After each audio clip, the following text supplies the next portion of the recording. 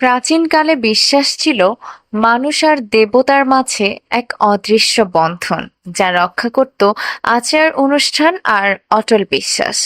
রাজারা তাদের ক্ষমতা বিস্তারের জন্য লড়াই করত, আর সাধারণ মানুষ খুঁজত নিরাপত্তা আর আশীর্বাদ। কিন্তু যখন লোভ, বিশ্বাস আর ভাগ্যের টানাপোড়েনে একসাথে জড়িয়ে যায়, তখন জন্ম নেয় এমন এক কিংবদন্তি যা প্রজন্মের পর প্রজন্ম মানুষের মুখে মুখে বেঁচে থাকে। আজকের গল্প শুরু হবে সেই সময় থেকে, যেখানে ধর্ম আর শক্তির সংঘর্ষ রচনা করেছিল এক অমর ইতিহাস।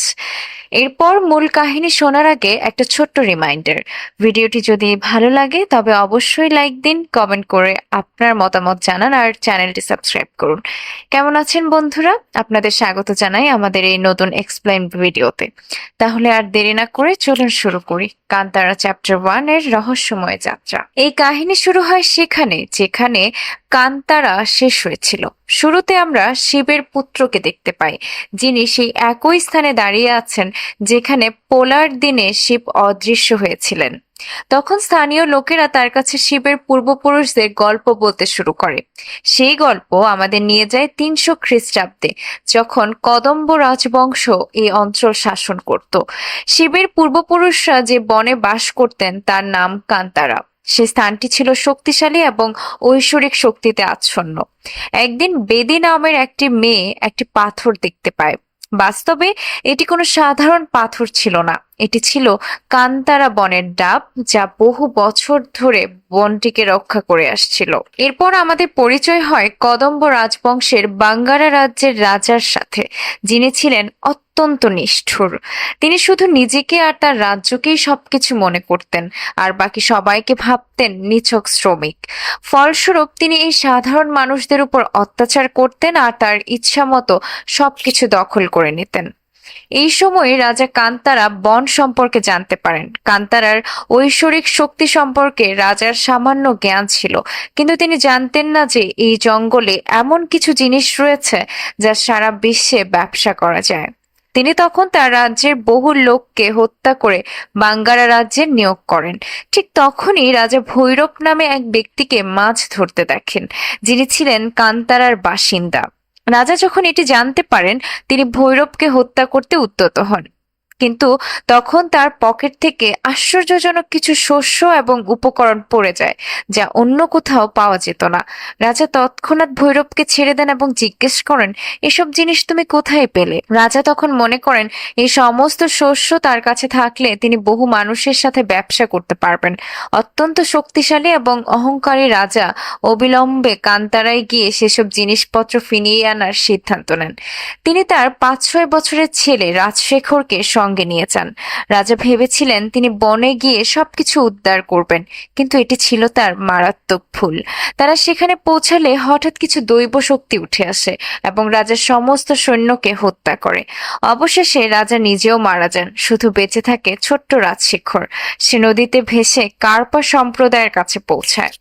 কার্পা সম্প্রদায় সম্পর্কে কিছু কথা বলা দরকার। কান্তারা যেমন ঐশ্বরিক ক্ষমতার অধিকারী, তেমনি কার্পা সম্প্রদায়েরও অসংখ্য অন্ধকার শক্তি ছিল। তারা বারবার কান্তারার ডাইপাকে বশ করার চেষ্টা করেছে, কিন্তু সবসময় ব্যর্থ হয়েছে। তারা বনের কেন্দ্রস্থলে একটি গোপন আস্তানায় বাস করত এবং সেখানে অন্ধকার শিল্প অনুশীলন করত। এরপর আমরা দেখি কার্পা সম্প্রদায় রাজশেখরকে নিরাপদে বাঙ্গারা রাজ্যে ফিরিয়ে দেয়। কার্পা সম্প্রদায় তাকে সাহায্য করেছিল বলে রাজশেখর প্রচুর সম্মান পান এবং তার পিতার মতো রাজ্য শাসন করতে শুরু করেন। কয়েক বছর পর রাজশেখর এক ছেলে ও এক মেয়ে হয়, কুলশেখর এবং কনকবতী। ছেলে নিরাপদ ছিল, কিন্তু মেয়ের অবস্থা ছিল খুবই খারাপ। সে গুরুতর অবস্থায় ছিল, এমনকি তার অঙ্গ প্রত্যঙ্গ ঠিকমতো কাজ করছিল না। তখন বাঙ্গারা রাজ্যের রাজশেখর আবারও কার্পা সম্প্রদায়ের সাহায্য চান। তারা রাজশেখরের মেয়েটিকে সম্পূর্ণ সুস্থ করে তোলে। এভাবেই কান্তারা অধ্যায় 1-এর কাহিনীতে কান্তারার ঐশ্বরিক ক্ষমতা, রাজার লোভ এবং কার্পা সম্প্রদায়ের অন্ধকার শক্তির মধ্যে এক জটিল সম্পর্কের ভিত্তি স্থাপিত হয়। এদিকে আমরা কিছু লোক চুপচাপ একটি শিশুকে একটি কুয়োয় ফেলে রেখে চলে যাচ্ছে। শিশুটি কার তা জানা যায়নি, তবে একটি সিংহ শিশুটির চারপাশে ঘোরাফেরা করছিল। কান্তারার লোকেরা শিশুটিকে গ্রহণ করে এবং তার নাম রাখে বাইরা। এইভাবে বহু বছর কেটে যায়। এরপর আমরা রাজশেখরের ছেলে কুলশেখরকে দেখতে পাই। রাজশেখর চান যে তার ছেলে বাঙ্গারা রাজ্যের সিংহাসনে আরোহণ করুক, কারণ তার পিতা শৈশবে মারা যাওয়ায় তিনি নিজে কখনো সিংহাসনে আরোহণ করতে পারেননি। তাই রাজশেখর কুলশেখরকে বাঙ্গারা রাজ্যের রাজা করে দেন। কিন্তু এই সিদ্ধান্তটি সম্ভবত খুব তাড়াহুড়ো করে নেওয়া হয়েছিল, কারণ কুলশেখর তখনও যথেষ্ট পরিপক্ক হননি এবং রাজ্য পরিচালনার জন্য যথেষ্ট বুদ্ধিমান ছিলেন না। তিনি মাদকাসক্ত বন্ধুদের সঙ্গে আড্ডা দেন এবং নিজেও ছিলেন একজন গুরুতর নেশাগ্রস্ত। তার রাজ্যের মন্ত্রী কারা, এমনকি রাজশেখরও তা জানতেন না। কুলশেখর যখন রাজশেখরের অনুপস্থিতিতে দরবারে থাকতেন, তখন রাজ্যটিকে একটি সরাইখানায় পরিণত করতেন। রাজশেখর তার রাজ্যের সবাইকে বলতেন যে কান্তারা এমন একটি জায়গা যেখানে কারো যাওয়া উচিত নয়। তিনি সেখানে তার বাবাকে মারা যেতে দেখেছিলেন, তাই সেই দিন থেকে তিনি কান্তারাকে এতটাই ভয় পেতেন যে এর দিকে ফিরেও তাকাতেন না। এমনকি তিনি কুলশেখরকে কঠোরভাবে বারণ করেছিলেন যেন সে কখনোই সেখানে না যায়। কিন্তু কুলশেখর ও তার বন্ধুরা ছিল অবাধ্য। তারা রাজশেখরের কথা মোটেও শুনতো না, বরং রাজশেখর যা অস্বীকার করবেন তারা তাই করবে, এমনটাই ছিল তাদের মানসিকতা। এখন যেহেতু কুলশেখর রাজা, তার বন্ধুরা একটি পার্টির দাবি জানায়। তারা সাধারণ পার্টি করতো না, পেরে শিকারের জন্য বের হয় এবং তারা বেছে নেয় সেই নিষিদ্ধ কান্তারা বন। তারা যখন মদের ঘোরে বনের মধ্যে প্রবেশ করে, প্রথমে কিছুই দেখতে পায় না, সবকিছু স্বাভাবিক মনে হচ্ছিল। কিন্তু যত তারা গভীরে যেতে থাকে, ততই পরিবেশ বদলাতে থাকে। কিছু ঐশ্বরিক শক্তির উত্থান হতে থাকে এবং ধীরে ধীরে কুলশেখরের সকল সৈন্যকে হত্যা করা শুরু হয়। সুযোগ পেয়ে কুলশেখর ও তার বন্ধুরা সেখান থেকে পালিয়ে যায়। আর ঠিক এই সময়ে ছবির নায়ক বৈরামকে প্রথমবারের মতো দেখা যায়।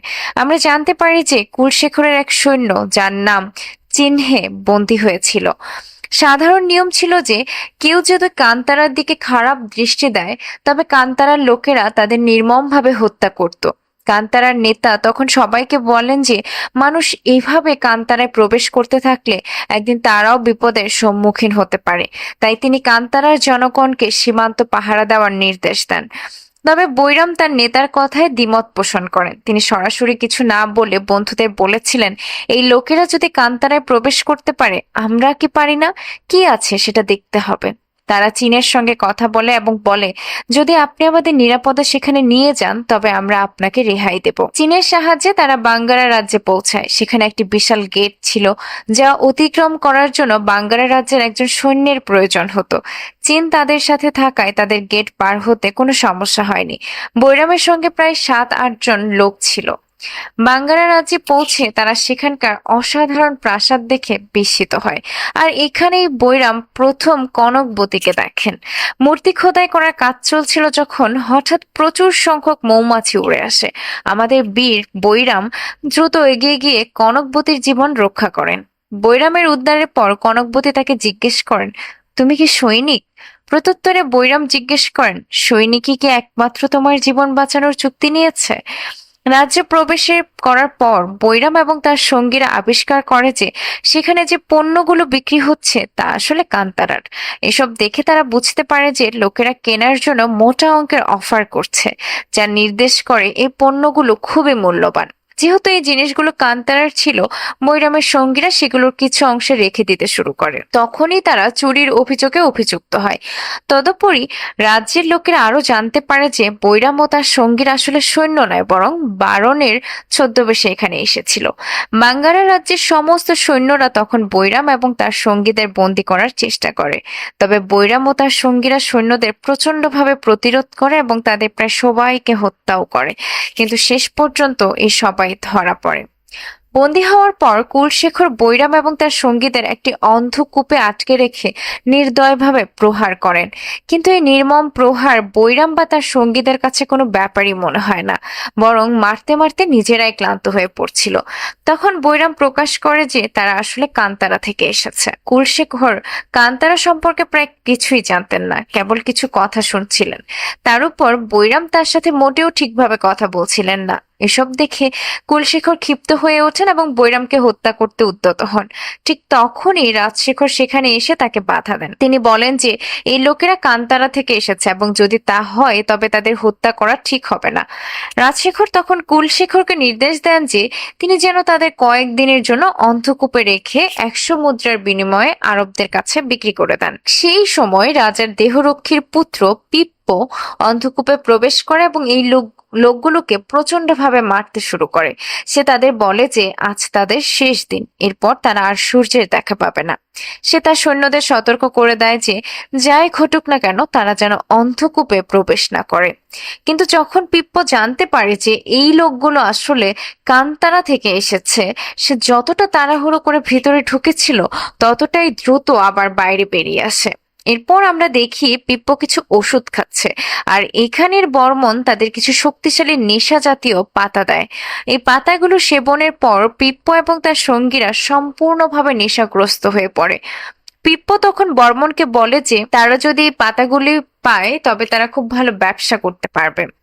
বর্মন যে স্থানটিতে দাঁড়িয়েছিল সেখান থেকে পুরো বাঙ্গারা বন্দর দেখা যাচ্ছিল। সে বুঝতে পারে কান্তারার মালামাল বাঙ্গারা বন্দরে বিক্রি করতে পারলে তাদের যা যা প্রয়োজন সবই থাকবে।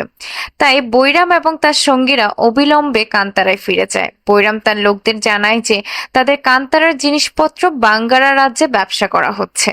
এখন থেকে তারা বাঙ্গারায় সমস্ত শস্য চাষ করবে এবং বিক্রি করবে, যাতে তাদের প্রয়োজনীয় সবকিছু হাতের নাগালে থাকে। বৈরাম এবং তার লোকেরা কৃষিকাজ শুরু করে। তারা প্রচুর শস্য উৎপাদন করে বাঙ্গারা রাজ্যে নিয়ে যায়, যেখানে চিন্নার সহায়তায় তারা তা বাঙ্গারা বন্দরে বিক্রি করে। যখন তার দাম জানতে পারে তারা বিস্মিত হয়, কারণ তাদের কোনো ধারণাই ছিল না যে এই শস্য এবং উপকরণগুলোর এত মূল্য। এখন তারা এটা শিখে বাঙ্গারা বন্দরে একইভাবে প্রচুর শস্য বিক্রি করা শুরু করে। কিন্তু একদিন কনকবতী এই ব্যবসার খবর জানতে পারে। কনকবতী তৎক্ষণাৎ বাঙ্গারা বন্দরে পৌঁছান।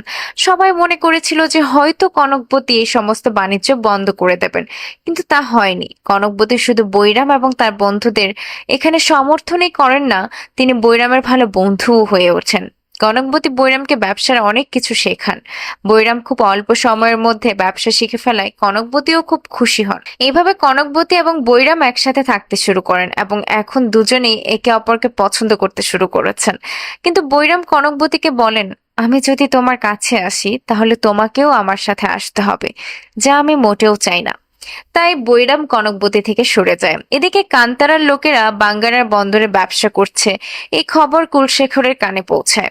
কুলশেখর অবিলম্বে তার সেনাপতিকে পাঠান কান্তারার লোকদের এখান থেকে তাড়িয়ে দিতে। কুলশেখর সেনাপতি যখন বৈরামের লোকদের সঙ্গে বাধা দিতে বন্দরে পৌঁছায়, তখন বৈরাম এবং তার সঙ্গীরা সেই সেনাপতি ও তার অবশিষ্ট সঙ্গীদের মারাত্মকভাবে প্রহার করে। যখন কুলশেখর সেনাপতি ও সৈন্যরা অর্ধমৃত অবস্থায় কুলশেখরের সামনে আসে তখন সে হাসে, কারণ কান্তারার লোকেরা কতটা শক্তিশালী তা সে বুঝতে পারে।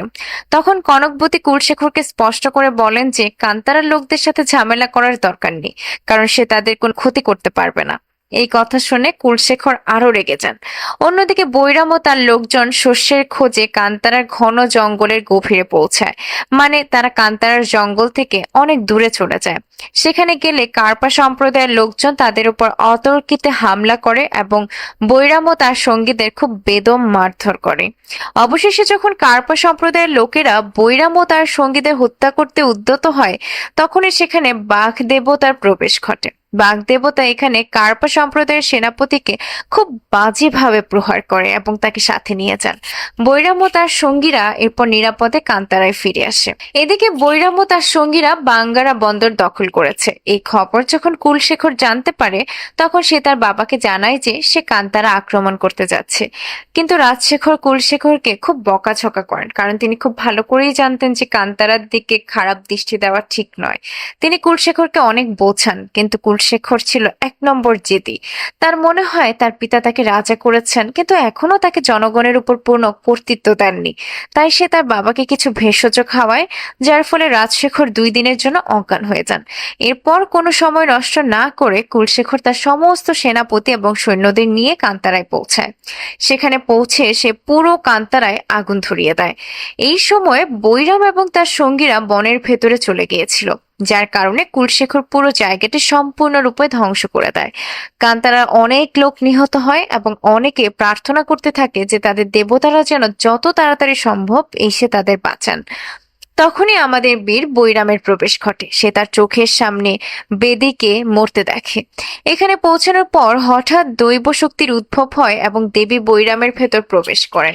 বৈরামের ভেতরে দৈব শক্তির আগমন দেখে কুলশেখরের মনে হয় সে হয়তো অভিনয় করছে, কিন্তু কিছুক্ষণ পর বৈরাম কুলশেখরের সকল সৈন্যকে অত্যন্ত নৃশংসভাবে হত্যা করে। কুলশেখরও এই দৃশ্য দেখে অবাক হয়ে যায় এবং অবশেষে বৈরাম কুলশেখরকেও মেরে ফেলে। 2 দিন পর রাজশেখর জ্ঞান ফিরে পান। যখন তিনি জানতে পারেন যে কান্তারার লোকেরা কুলশেখরকে হত্যা করেছে, তখন তিনি খুব দুঃখিত হন। জ্ঞান ফেরার সাথে সাথেই তিনি ছেলে কুলশেখরের শেষকৃত্য করতে যান। তিনি অনুতপ্ত ছিলেন যে তিনি তার ছেলেকে বাঁচাতে পারেননি বা তাকে কান্তারায় যেতে বাধা দিতে পারেননি, কারণ রাজশেখর সর্বদা কান্তারার ঐশ্বরিক ক্ষমতা সম্পর্কে জানতেন। সেখানকার মানুষের মধ্যে কতটা শক্তি আছে তা তিনি ভালো করেই বুঝতেন। এখন বাঙ্গারা রাজ্যেও একের পর এক সমস্যা আসতে শুরু করে, কারণ সম্প্রতি বাঙ্গারা রাজ্যের শিবলিঙ্গটি ভাঙা হয়েছে, যা অশান্তি এবং সংকটের প্রতীক। রাজশেখর ভাবেন এইভাবে চলতে থাকলে এবং এখানে নতুন কোনো দেবতা প্রতিষ্ঠিত না হলে তাদের রাজ্যের ধ্বংস নিশ্চিত।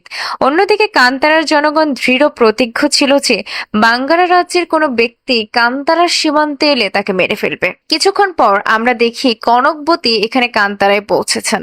কনকবতীর সাথে অনেক সৈন্য ছিল এবং কান্তারার লোকেরা সেই সমস্ত সৈন্যকে হত্যা করে। এখন শুধু কনকবতী অবশিষ্ট ছিলেন। কনকবতী এখানে এসেছিলেন একটি প্রস্তাব নিয়ে। তিনি কান্তারার লোকদের বলেন যে তাদের সভ্যতা ভেঙে গেছে এবং তাদের ধ্বংস একেবারে নিশ্চিত। তাই তিনি চান যে কান্তারার দেবতারা তাদের রক্ষা করুক, সবাইকে রক্ষা করুক। তিনি যা হয়েছে তা ভুলে গিয়ে এখন সবকিছু ঠিকঠাক করার সিদ্ধান্ত নেওয়ার আহ্বান জানান। এখানে প্রথমে বৈরাম সে প্রস্তাব স্পষ্টভাবে প্রত্যাখ্যান করেছিলেন, কিন্তু রাতে যখন দেবী আসছেন তখন দেবী বৈরামকে বলেন, সব মানুষ আমার এবং সব মানুষকে রক্ষা করা আমার অধিকার। এই কারণে আমার সেখানে থাকা উচিত। সেখানে থেকেও আমি সকল মানুষকে রক্ষা করব। কান্তারার কারোর কিছু হবে না, আমি আপনাকে এই প্রতিশ্রুতি দিচ্ছি। দেবীর কথায় বৈরাম ও কান্তারার লোকেরা একমত হয়। তাই এখন কান্তারার সকল মানুষ কান্তারার শিবলিঙ্গ ও মূর্তি নিয়ে বাঙ্গারা রাজ্যে পৌঁছায়। সেখানে গিয়ে তারা নতুন প্রতিমা স্থাপন করে। অবশেষে বাঙ্গারা রাজ্যে নতুন শিবলিঙ্গ স্থাপন করা হয়। এই দৃশ্যটি সত্যিই ছিল আশ্চর্যজনক। বিপুল সংখ্যক লোক উপস্থিত ছিল এবং যেভাবে প্রতিমা স্থাপন করা হচ্ছিল আর যেভাবে মানুষ পূজা করত তা ছিল দেখার মতো। অনুষ্ঠানের শেষে রাজশেখর তাদের প্রস্তাব গ্রহণ করার জন্য কান্তারা সবাইকে ধন্যবাদ জানান। রাজশেখর তখন বৈরামের কাছে আরো একটি অনুরোধ করেন। তিনি বলেন যে বাঙ্গারা বন্দর যদি তাদের দেওয়া হয় তবে খুব ভালো হবে, যা বৈরাম রাজি হন এবং বন্দর ত্যাগ করেন। তবে বৈরামের একটি শর্ত ছিল। তিনি বললেন বাঙ্গারা রাজ্যের জেলে তাদের সমস্ত বন্দীদের মুক্তি দিতে হবে। রাজশেখর এতে সম্মত হন এবং কান্তারা থেকে আসা সমস্ত বন্দী কান্তারায় ফিরে আসে। এটি থেকে বৈরামের সবাই খুশি হয়। কিন্তু কিছুক্ষণ পর কান্তারায় অশান্তি ছড়িয়ে পড়ে। পশুরা মরতে শুরু করে এবং কিছু রোগ দেখা দিচ্ছিল, যার কারণে বৃদ্ধ ও শিশুরা মারা যাচ্ছিল। এটি দেখে সবাই খুব হতবাক হয়। সবাই বুঝতে পারে যে হয়তো তাদের দেবতা তাদের উপর রাগ করেছেন বা কেউ তাদের দেবীকে বশে এনেছে। বিষয়টি এত সহজ ছিল না। এরপর বৈরম একটি স্বপ্ন দেখেন এবং বুঝতে পারেন যে দৈব শক্তি সত্যি কারো নিয়ন্ত্রণে আছে, কারণ বৈরাম স্বপ্নে যা দেখেন তা আগে কখনো দেখেননি। আর এই কাজটি আসলে করছে কার্পা সম্প্রদায়। কার্পা সম্প্রদায় বছরের পর বছর ধরে কালো শিক্ষায় বিশ্বাসী ছিল এবং চর্চা করত। এই ষড়যন্ত্রে একটি বড় নাম বেরিয়ে আসে, আর সেই নামটি ছিল কনকবতী। আসলে কার্পা সম্প্রদায়ের লোকেরাই কনকবতীকে একসময় রক্ষা করেছিল। তাই কনকবতী কার্পা সম্প্রদায়কে সবচেয়ে বেশি বিশ্বাস করতেন এবং তাদের নিজের পূর্বপুরুষ বলে গণ্য করতেন। রাজশেখর ও কনকবতী সমস্ত কথা খুব ভালোভাবে মেনে চলতেন। যতদিন দেবী কান্তারায় ছিলেন ততদিন তিনি সেখানে নিরাপদ ছিলেন, কিন্তু বাঙ্গারা রাজ্যে আসার পর কনকবতী, রাজশেখর এবং কার্পা সম্প্রদায়ের লোকজন মিলে দেবী বাঘ দেওকে বশে এনেছিল। এটি ছিল বিশাল পরিকল্পনা যা তারা বহু বছর ধরে করে আসছিল। এখন দেবী বশে আসায় এই লোকেরা এমন একটি অন্ধকার শক্তি তৈরি করছিল যা খুব শক্তিশালী হবে এবং তা কান্তারার সমস্ত মানুষকে মেরে ফেলবে। এইসব কথা বৈরাম জানতে পারে, কারণ সে কান্তারা প্রতিটি লোককে একত্রিত করে বলে যে আমাদের মানুষ বিপদে আছে, বিপদে পড়লে বুঝবে আমাদের কোনো অস্তিত্ব নেই। এই কারণে প্রতিটি মানুষ আজ অস্ত্র হাতে নিয়ে বাঙ্গারা রাজ্যের বিরুদ্ধে লড়াই করবে এবং আমাদের দেবী বাগদেওকে ফিরিয়ে আনতে হবে। কান্তারা থেকে প্রতিটি মানুষ বাঙ্গারা রাজ্যের সীমান্তে পৌঁছায়। বাঙ্গারা রাজ্যের অনেক সৈন্য সেখান থেকে উপস্থিত ছিল, কিন্তু কান্তারার বহু মানুষ তাদের মুখোমুখি হয়। এখানে বৈরাম একাই বাঙ্গারা রাজ্যের বহু লোককে হত্যা করে। তিনি সমস্ত সৈন্যদের ছাড়িয়ে এগিয়ে চলেন। অন্যদিকে আমরা দেখি কার্পা সম্প্রদায়ের অন্ধকার শক্তির উদয় হচ্ছে, তবে এই শক্তির পূর্ণ বিকাশে কিছুটা সময় লাগবে এবং তাদের সন্ধ্যা পর্যন্ত সময় দেওয়া হয় কোনোভাবে কান্তারাবাসীকে আটকে রাখার জন্য। যার পরে একবার কালী বিদ্যার উদয় হবে, তখন রাজশেখর খুব শক্তিশালী হয়ে উঠবেন। তাই সন্ধ্যার পর অন্ধকার শক্তি দেখা যায়। কার্পা সম্প্রদায়, রাজশেখর এবং কনকবতী এখানে একত্রিত হয়ে বৈরামের মুখোমুখি হয়। সেই মুহূর্তে বৈরামের শক্তি তাদের সামনে কিছুই ছিল না। তারা বৈরামকে খুব খারাপভাবে মারতে থাকে। ভৈরব যখন বৈরামকে মারছিল, তখন সে বৈরামকে বলে, তুমি হয়তো জানো না তুমি কে। যেখানে তুমি আমাদের সাথে দেখা করেছো, তোমাকে একই জায়গায় যেতে হবে। তুমি কোথা থেকে এসেছো আমরা জানি না, তবে তুমি এখন কি করতে যাচ্ছ তা খুব ভালোভাবেই জানা গেছে। এরপর বৈরাম সেই কুয়োর ভেতর চলে যায়, যেখানে যাওয়ার পর তিনি কিছু পথের সন্ধান পান, যা অনুসরণ করে তিনি এমন এক স্থানে পৌঁছান যেখানে শিবলিঙ্গ এবং ত্রিশূল উভয়ই উপস্থিত ছিল। সেগুলোকে রক্ষা করার জন্য এখানে একজন দেবতাও বসেছিলেন। প্রাথমিকভাবে সেই দেবতা বৈরামকে হত্যার চেষ্টা করছিল, কিন্তু অবশেষে বৈরামের হাতে ত্রিশূল দেখতে পেয়ে তাকে প্রণাম করে নিঃশব্দে এখান থেকে চলে গেল। কারণ বৈরাম এখানে আসলে মহাদেব হয়েছিলেন, তাই এখন সমস্ত দেবতার শক্তিও বৈরামের ভেতরে উপস্থিত ছিল। তিনি তৎক্ষণাৎ সেই স্থানে যান যেখানে এমন এক শক্তি দেখা যায় যা দেখে সবাই অবাক হয়ে যায়। তার সঙ্গে ছিল সেই সিংহ, যেটি সবসময় তার সাথে থাকতো এবং তাকে রক্ষা করত। দৈব শক্তি এখন কনকবতীর মুখোমুখি হয়, কিন্তু কনকবতী তার সামনে দাঁড়িয়ে থাকে যাতে দেবী কিছুতেই কিছু করতে না পারেন। দেবী তখন বলেন যে তিনি মহিলা ও শিশুদের উপর হাত তোলেন না, তবে তুমি আমার বোনের মুখোমুখি হবে যার নাম চামুণ্ডী। কিছু সময় পর চামুণ্ডীর দৈব শক্তি বৈরামের ভেতরে প্রবেশ করে এবং তারা এক সেকেন্ডে কনকবতীর কাজ শেষ করে দেয়। অবশেষে তারা রাজশেখর এবং কার্পা সম্প্রদায়কেও ধ্বংস করে। চলচ্চিত্রের শেষে উভয় দেবীর পূজা করা হয়, যেখানে প্রচুর লোক জড়ো হয়েছিল। তাদের মধ্যে চামুণ্ডী দেবী একটি কূপে গিয়ে অদৃশ্য হয়ে যান, যেমনটা শিবের ক্ষেত্রে ঘটেছিল। এবার এটি ঘটে বৈরামের দ্বারা। এরপর শেষে আমাদের কান্তারার পরবর্তী অংশ সম্পর্কে বলা হয়, যার নাম হবে কান্তারা চ্যাপ্টার 1 দি লিজেন্ড। এর সাথে এই ভিডিওটি এখানে শেষ হয়। এই ছিল আজকের কাহিনী, কিন্তু এখানেই শেষ নয়। কান্তারা অধ্যায়ের এই যাত্রায় সামনে অপেক্ষা করছে আরো ভয়ঙ্কর সংঘর্ষ, আরো অজানা রহস্য। তাহলে জানতে হইলে অবশ্যই সঙ্গে থাকুন আমাদের পরবর্তী গল্পে। আর যদি ভিডিওটি ভালো লেগে থাকে তবে লাইক দিন, কমেন্ট করে আমাদের মতামত জানান, চ্যানেলটি সাবস্ক্রাইব করুন, যেন পরের অধ্যায়ের গল্প একদম সবার আগে আপনার কাছে পৌঁছে যায়। তাহলে দেখা হবে আগামী ভিডিওতে। ততদিন পর্যন্ত রহস্যের যাত্রায় সাথেই থাকুন।